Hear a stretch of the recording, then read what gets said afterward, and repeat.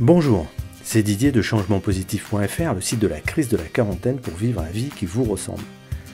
Dans ces mots du jour, un sujet qui me paraît très important, et surtout bien révélateur du fait d'être en pleine crise existentielle ou de ne pas en être encore sorti. Parlons-en de cet état douloureux dans lequel vous vous enfoncez comme si c'était douillet, alors que cela ne l'est pas. Quand je pense au temps que vous perdez à penser au passé.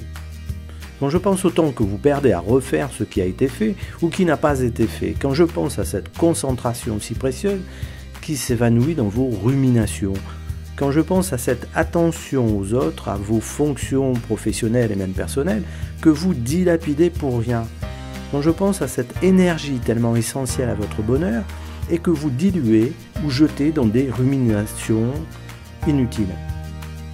Comprenez que les comportements qui ne vous font pas du bien nous font du mal. Ils ne créent rien de beau, de bénéfique, d'utile, de fédérateur ou de constructif. C'est comme Don Quichotte qui s'en prend au moulin à vent. C'est une illusion qui fait du mal et rend fou. Le mot n'est pas trop fort. Quand vous n'êtes pas détendu, apaisé, rayonnant, c'est que vous ne vivez rien de bon pour vous et pour les autres.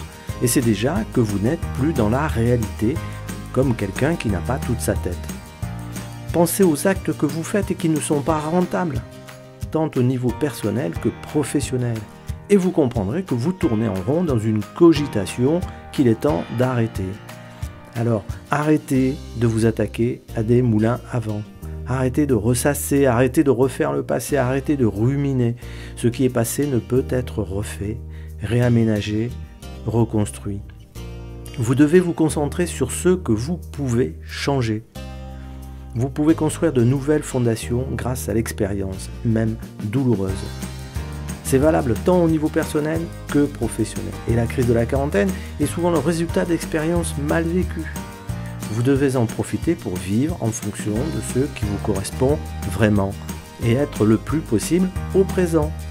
Ce qui aide, c'est un travail sur soi qui amène une nouvelle façon d'interpréter votre place dans le monde et qui soit basé sur l'apaisement en toutes circonstances et en tout lieu, seul ou entouré.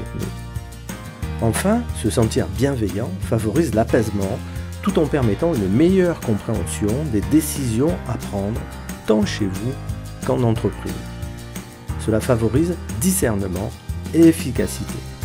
C'était Didier, vivez bien votre vie à vous. Je vous dis à bientôt.